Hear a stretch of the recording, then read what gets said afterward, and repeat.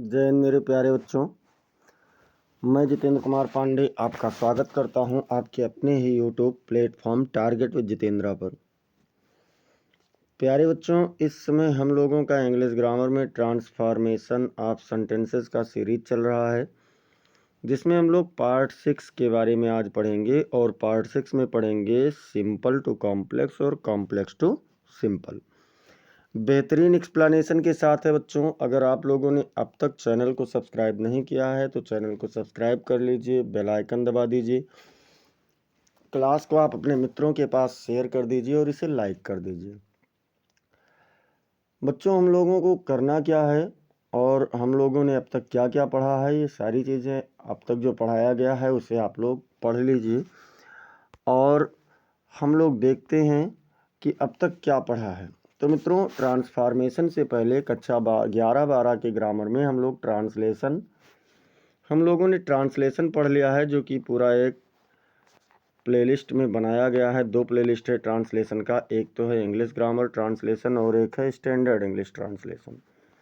और साथ ही साथ नरेशन, यानी जिसको हम लोग डायरेक्ट इनडायरेक्ट कहते हैं, ये भी पढ़ाया जा चुका है, तो इसे भी आप लोग ज़रूर देखिए। इसके बाद में अगर अब तक इस ट्रांसफॉर्मेशन वाली सीरीज़ में आप लोगों ने क्या पढ़ा है, इसके बारे में हम लोग देखते हैं।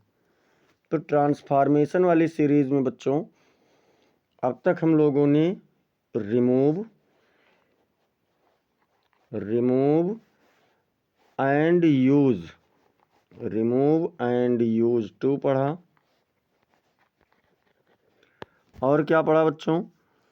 तो इसके बाद में हम लोगों ने पढ़ा डिग्री चेंजिंग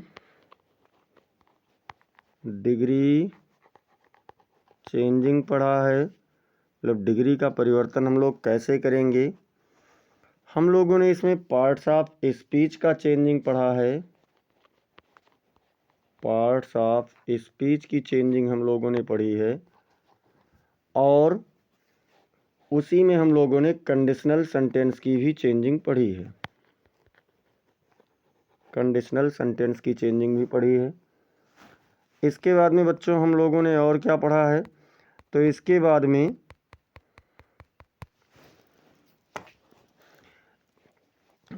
में हम लोगों ने सेंटेंस चेंजिंग में अफर्मेटिव से निगेटिव क्या क्या चीज़ें, तो सेंटेंस चेंजिंग में अफर्मेटिव से निगेटिव हम लोगों ने पढ़ा और निगेटिव से अफर्मेटिव पढ़ा। फिर हम लोगों ने असर्टिव से इंट्रोगेटिव और इंट्रोगेटिव से असर्टिव पढ़ा। उसके बाद में असर्टिव से एक्सक्लेमेटरी और एक्सक्लेमेटरी से हम लोगों ने असर्टिव को पढ़ लिया है।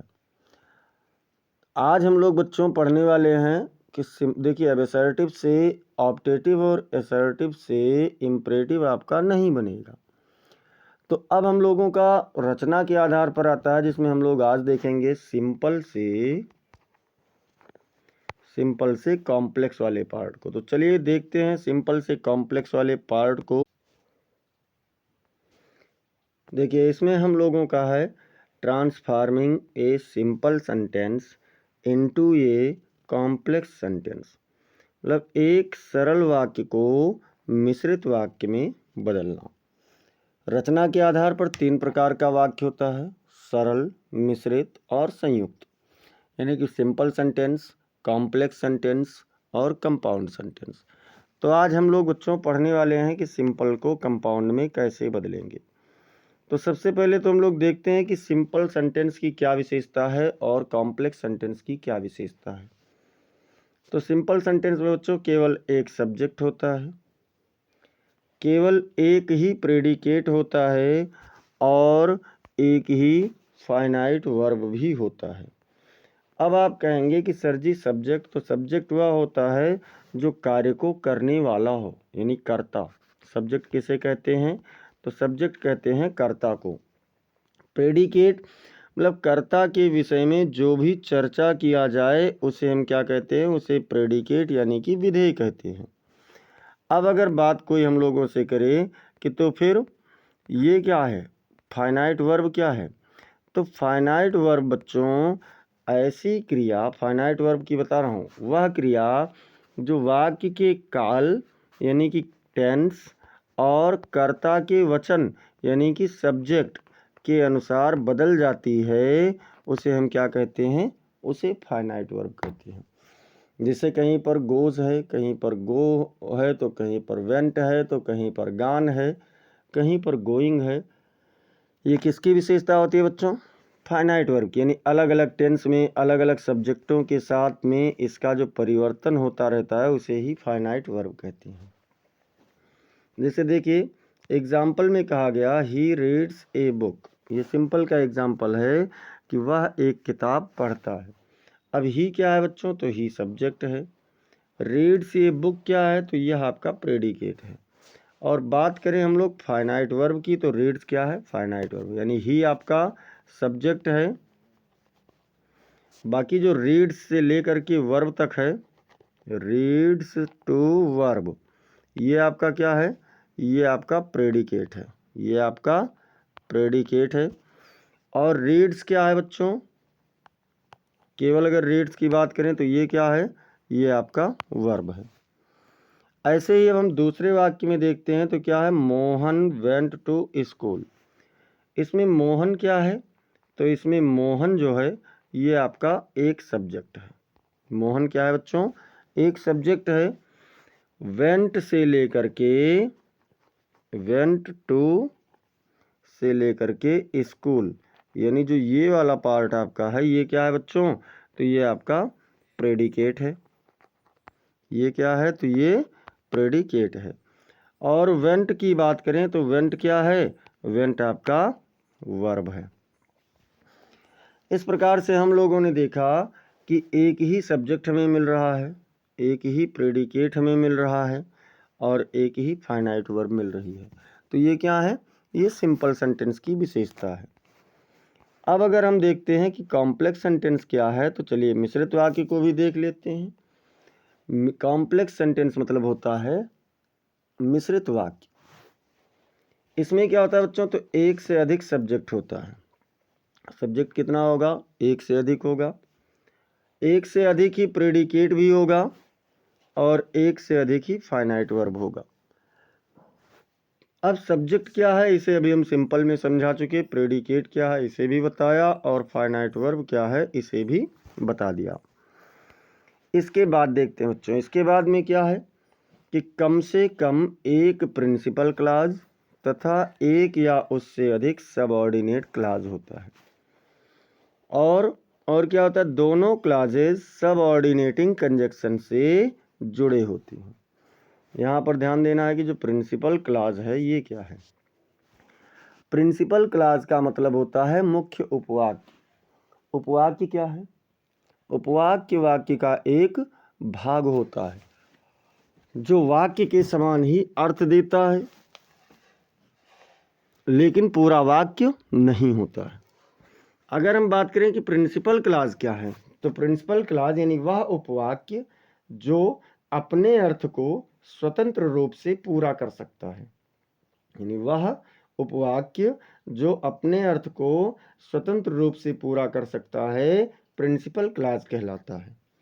यही बात करें सबऑर्डिनेट क्लॉज की, तो वह उपवाक्य जो अपने अर्थ को पूरा करने के लिए प्रिंसिपल क्लॉज पर निर्भर होता है उसे हम क्या कहते हैं? सबऑर्डिनेट क्लॉज कहते हैं। मतलब जो उपवाक्य प्रिंसिपल क्लॉज के ऊपर निर्भर होता है उसे हम क्या कहेंगे? उसे सबऑर्डिनेट क्लॉज कहेंगे। अब ये दोनों क्लॉजेज जो होते हैं बच्चों ये सबऑर्डिनेटिंग कंजक्शन के द्वारा जुड़े होते हैं। सबऑर्डिनेटिंग कंजक्शन क्या है? हालांकि इसको हमने आप लोगों को कंजक्शन वाले पार्ट में पढ़ा दिया है, जो हमारा एक मतलब पार्ट ऑफ स्पीच का क्लास चला है उसमें हमने सबऑर्डिनेटिंग कंजक्शन के बारे में बता दिया है।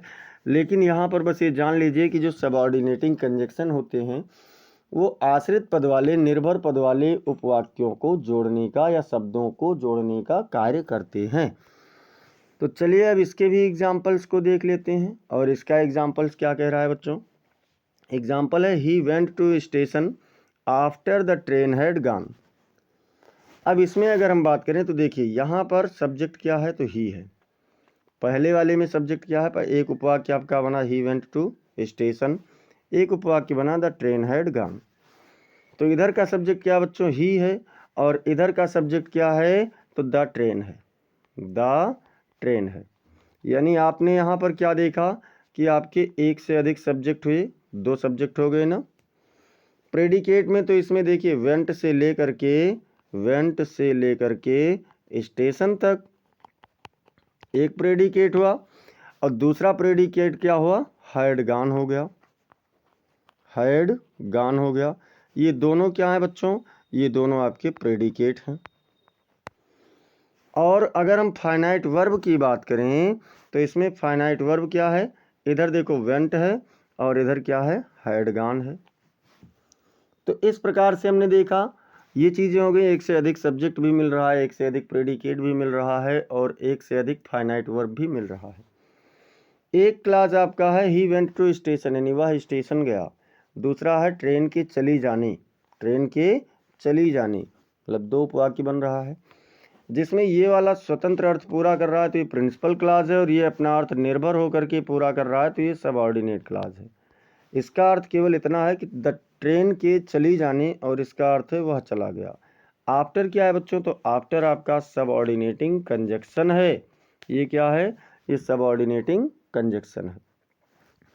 इस प्रकार से हमने देखा कि ये उन समस्त रिक्वायरमेंट को पूरा कर रहे हैं जो हमने एक कॉम्प्लेक्स सेंटेंस की विशेषता में बताया है, तो ये उस समस्त रिक्वायरमेंट को पूरा कर रहा है। दूसरा देखो, walk carefully लेस्ट you should fall. इसमें जो आपका पहला उपवाक्य आप देख रहे हैं ये क्या है, ये आपका प्रिंसिपल क्लास है। इधर देखते हैं तो ये आपका सबऑर्डिनेट क्लास है। प्रिंसिपल क्लास आपका इम्परेटिव सेंटेंस में है, और इम्परेटिव सेंटेंस में सब्जेक्ट नहीं होता लेकिन यू छिपा रहता है। तो दोनों तरफ यू है, यानी कि एक से अधिक सब्जेक्ट है, एक से अधिक प्रेडिकेट भी है, एक से अधिक फाइनाइट वर्ब है, एक प्रिंसिपल क्लास है, एक सबऑर्डिनेट क्लास है, और एक आपका सबऑर्डिनेटिंग कंजक्शन लिस्ट है। तो ये बच्चों कॉम्प्लेक्स सेंटेंस का विशेषता हुआ। अब अगर हम लोग चेंज करने की बात करें तो कितने हैं, सिंपल सेंटेंस से कॉम्प्लेक्स सेंटेंस बनाने की 3 विधियां हैं। कितनी विधि है बच्चों, तो 3 विधि है। तीनों कौन कौन सी है, तो पहली विधि कह रहा है कि नाउन के स्थान पर नाउन क्लास का प्रयोग करके, अगर कोई नाउन है तो उसके स्थान पर क्या कर दो, नाउन क्लास कर दो, तो वो बन जाएगा। जैसे एग्जाम्पल में देख लेते हैं बच्चों। एग्जाम्पल में सिंपल सेंटेंस लिखा है, एवरीबडी नोज रेनू। एवरीबडी मतलब प्रत्येक व्यक्ति, नोज रेनू, रेनू को जानता है। क्या कहा गया कि प्रत्येक व्यक्ति रेनू को जानता है। अब कॉम्प्लेक्स की अगर बात करें तो कॉम्प्लेक्स में क्या कहा गया कि एवरीबडी नोज, देखिए एवरीबडी नोज यानी प्रत्येक व्यक्ति जानता है। किसको जानता है, रेनू को। अच्छा, तो प्रत्येक व्यक्ति ये भी तो जानता है हु रेनू इज, की रेनू कौन है। देखो कॉम्प्लेक्स सेंटेंस हो गया ना, प्रत्येक व्यक्ति जानता है कि रेनू कौन है। इधर का सब्जेक्ट एवरीबडी हो गया ये, और दूसरा सब्जेक्ट हो गया रेनू। एक फाइनाइट वर्ब हो गया नोज, दूसरा फाइनाइट वर्ब हो गया इज। और ध्यान रहे फाइनाइट वर्ब से ही आपका प्रेडिकेट शुरू होता है, तो इधर का प्रेडिकेट इज हो गया, इधर का नोज हो गया। हु क्या है बच्चों, तो हु सबऑर्डिनेटिंग कंजक्शन हो गया। अगला एग्जाम्पल हम लोग देखते हैं। अगले एग्जाम्पल में कह रहा है कि ही कॉन्फेस्ड हिज गिल्ट। ही कॉन्फेस्ड, उसने स्वीकार किया, हिज गिल्ट, अपना अपराध। क्या कहा गया कि उसने अपना अपराध स्वीकार किया। सिंपल सेंटेंस में है क्योंकि इसमें ही आपका सब्जेक्ट है। कॉन्फेस्ड हिज गिल्ट ये आपका क्या है बच्चों, प्रेडिकेट है, और कॉन्फेस्ड क्या है, फाइनाइट वर्ब है। अब जब इसे कॉम्प्लेक्स बनाना है तो उसने अपना अपराध स्वीकार किया, अर्थात उसने स्वीकार किया कि वह अपराधी है, यही आपको बना देना है। तो क्या करेंगे, ही कॉन्फेस्ड, उसने स्वीकार किया, दैट ही वाज गिल्टी, कि वह अपराधी है या था। उसने स्वीकार किया कि वह अपराधी था। अब देखो यहाँ पर कॉन्फेस्ड क्या है, तो कॉन्फेस्ड आपका प्रेडिकेट भी है और फाइनाइट वर्ब भी है, और इधर वाज गिल्टी आपका प्रेडिकेट है और फाइनाइट वर्ब है। इधर का सब्जेक्ट ही है, इधर भी ही है, मतलब एक से अधिक सब्जेक्ट हो गए। दैट आपका क्या है, तो सबऑर्डिनेटिंग कंजक्शन है। तो ये भी आपका क्या बन गया बच्चों, कॉम्प्लेक्स सेंटेंस बन गया। अगला अगर हम लोग बात करें तो अगला एग्जाम्पल क्या है, आई नो, मैं जानता हूँ।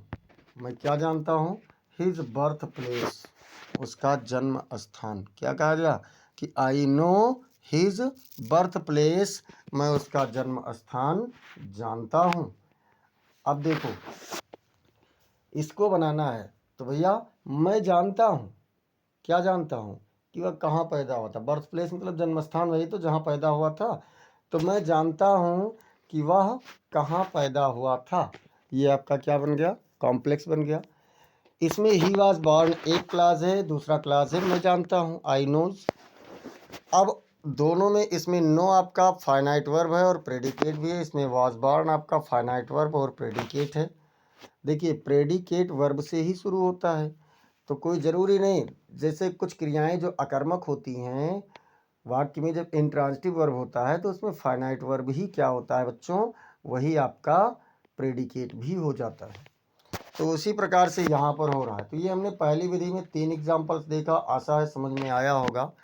दूसरी विधि देखते हैं कि क्या कह रहा है। दूसरी विधि कह रहा है बच्चों कि एडजेक्टिव या एडजेक्टिवल फ्रेज के स्थान पर एडजेक्टिव या जीरंडियल इन्फिनिटिव या फ्रेज का प्रयोग करके क्या करते हैं कि मतलब हम लोग एडजेक्टिव या एडजेक्टिवल फ्रेज के स्थान पर इनका क्या करेंगे बच्चों, इन वाक्यांश, इन उपवाक्यों का प्रयोग करेंगे, क्लास का प्रयोग करेंगे।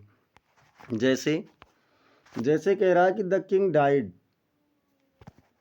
द किंग डाइड मतलब राजा मर गया। कहाँ मर गया, इन हिज नेटिव सिटी। राजा अपने नेटिव यानी मातृभूमि या कह सकते हैं मुख्य शहर में मर गया। अब देखो नेटिव उस स्थान को कहा जाता है जो मातृभूमि होती है अर्थात जहाँ पैदा हुआ होता है व्यक्ति। तो हमें क्या बनाना है, the king died in the city, राजा उस शहर में मर गया। एडजेक्टिव क्लास बना रहे हैं ना, तो राजा उस शहर में मर गया, यहाँ पर नेटिव ही एडजेक्टिव है और इसे ही हमें क्या करना है कि एडजेक्टिव क्लास में बदल देना है। वेयर ही वाज बॉर्न, जहाँ वह पैदा हुआ था। राजा उस शहर में मर गया जहाँ वह पैदा हुआ था। अब अगर हम इसकी बात करें बच्चों तो इसमें देखिए ये आपका the king died in the city, ये एक उपवाक्य हुआ। दूसरा उपवाक्य हुआ ही वाज बॉर्न, पैदा हुआ था। वेयर इसमें कंजक्शन है। और पहला उपवाक्य ये आपका प्रिंसिपल क्लॉज है और दूसरा उपवाक्य आपका एडजेक्टिव क्लॉज है।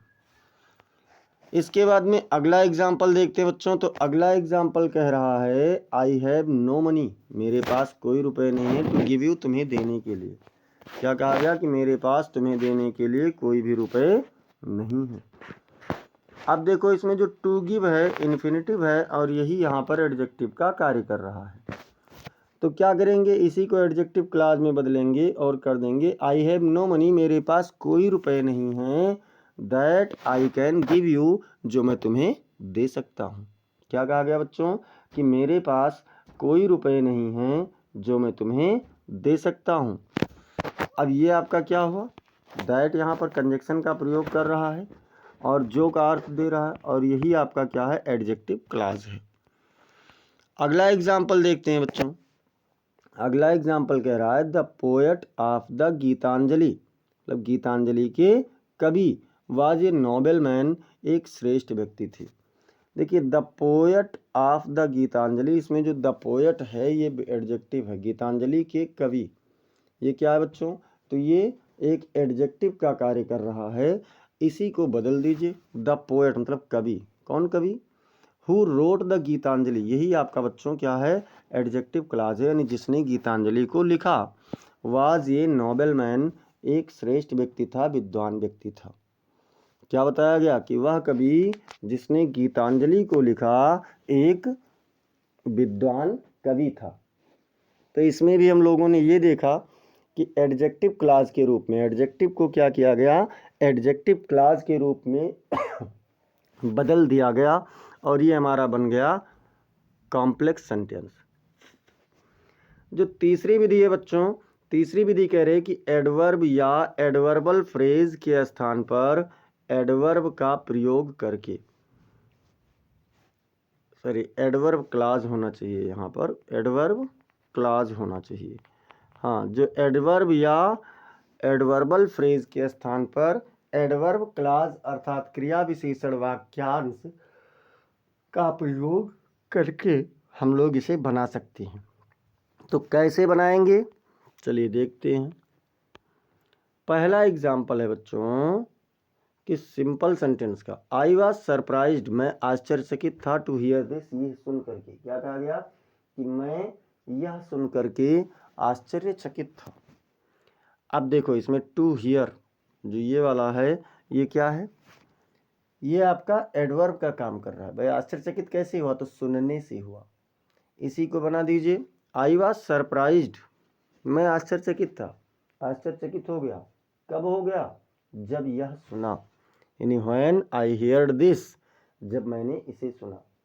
मैं आश्चर्यचकित हो गया जब मैंने इसे सुना। ये आपका बन गया बच्चों क्या चीज, एडवर्ब क्लॉज वाला वाक्य, यानी कॉम्प्लेक्स सेंटेंस बन गया। दूसरा कह रहा है कि he is too slow to catch me, वह मुझे पकड़ने के लिए बहुत अधिक धीमा है। अब देखो टू यहाँ पर एडवर्ब है, इसे हटाने वाला नियम लगा दो और आपका जो उधर वाला क्लास बनेगा वो क्या बन जाएगा, एडवर्बल क्लास बन जाएगा। जैसे जैसे क्या करेंगे, ही इज सो स्लो, वह बहुत धीमा है या इतना धीमा है, दैट कि he can not catch me, वह मुझे नहीं पकड़ सकता है। क्या बन गया बच्चों, वह इतना अधिक धीमा है कि वह मुझे नहीं पकड़ सकता है। और ये आपका बन गया एडवर्ब क्लॉज की सहायता से कॉम्प्लेक्स सेंटेंस। इसके बाद में अगला एग्जाम्पल कह रहा है बच्चों कि हैविंग फिनिश्ड अवर वर्क, मतलब अपना कार्य समाप्त करने के बाद, वी स्लेप्ट, हम सो गए। क्या कहा गया कि अपना कार्य समाप्त करने के बाद हम सो गए। अब जो हैविंग फिनिश्ड है ये क्या कह रहा है, हमारे सोने की विशेषता क्या थी कि हमने पहले अपना कार्य समाप्त कर दिया था। अब बनेगा तो क्या हो जाएगा, वी स्लेप्ट, हम सो गए, बिकॉज, क्योंकि। देखो ये प्रिंसिपल क्लॉज बना लिया गया, हम सो गए। उसके बाद में क्या करेंगे, क्योंकि लिखेंगे। द वर्क वाज फिनिश्ड, कार्य समाप्त हो चुका था। क्या कहा कि हम सो गए क्योंकि कार्य समाप्त हो चुका था। तो ये आपका क्या हो गया, ये आपका कॉम्प्लेक्स सेंटेंस बन गया। थोड़ा सा आपको केवल सोच विकसित करना, जैसे जब आप हिंदी में कोई व्याख्या करते हैं तो क्या करते हैं, उनको अपने शब्दों में प्रकट करते हैं। ऐसे ही यहाँ पर भी बच्चों यही करना है कि जो छोटा शब्द है उसको व्याख्या करके लिखना है। उसको क्या करना है, व्याख्या करके लिखना है, और इस प्रकार से ये आपका बन जाएगा। अब सिंपल से कॉम्प्लेक्स का हमने नियम भी देख लिया, उसके एग्जाम्पल्स भी देख लिए। तो अब हम लोग देखते हैं कि transforming a complex sentence into a simple sentence, मतलब एक कॉम्प्लेक्स सेंटेंस को एक सिंपल सेंटेंस में बदलना, एक मिश्रित वाक्य को एक सरल वाक्य बनाना। चलिए इसमें क्या करना है, तो 3 विधियां हमने वहां पढ़ा था। कॉम्प्लेक्स सेंटेंस से सिंपल सेंटेंस बनाने की 3 विधियां यहाँ भी होंगी। जैसे 3 विधि हम लोगों ने उसमें पढ़ा था, तो 3 विधि बच्चों हम लोग इसमें भी पढ़ेंगे।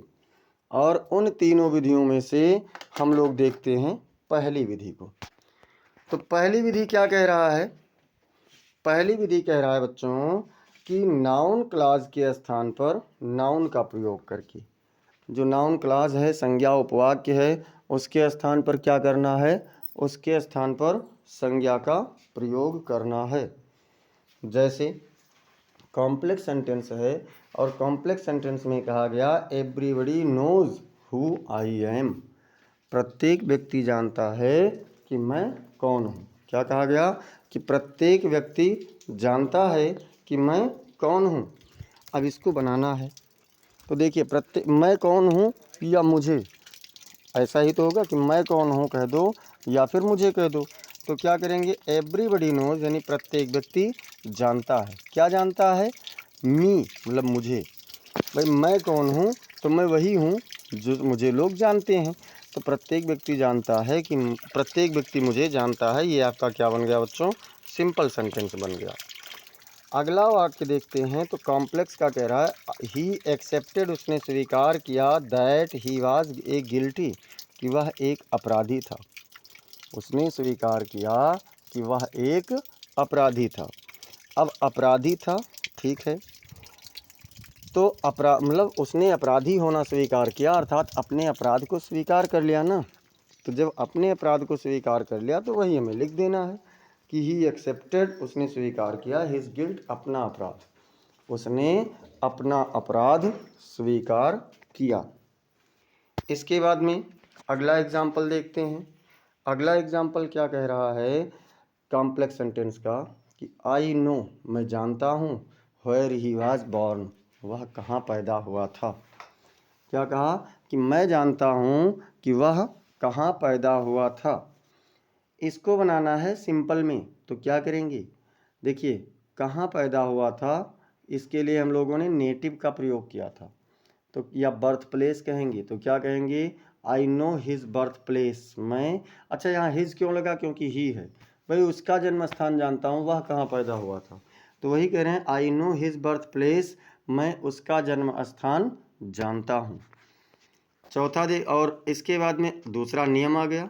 दूसरा नियम क्या कह रहा है बच्चों, दूसरा नियम कह रहा है कि एडजेक्टिव क्लास के स्थान पर एडजेक्टिव या एडजेक्टिवल फ्रेज का प्रयोग करके, जो एडजेक्टिव क्लास है उसके स्थान पर क्या कीजिए, या तो एडजेक्टिव का प्रयोग कीजिए या फिर एडजेक्टिवल फ्रेज का प्रयोग कर दीजिए। जैसे जैसे एग्जाम्पल देखते हैं। एग्जाम्पल्स क्या कह रहे हैं कि द किंग डाइड, राजा मर गया, इन द सिटी, उस शहर में, राजा उस शहर में मर गया, वेयर ही वाज बॉर्न, जहाँ पर वह पैदा हुआ था।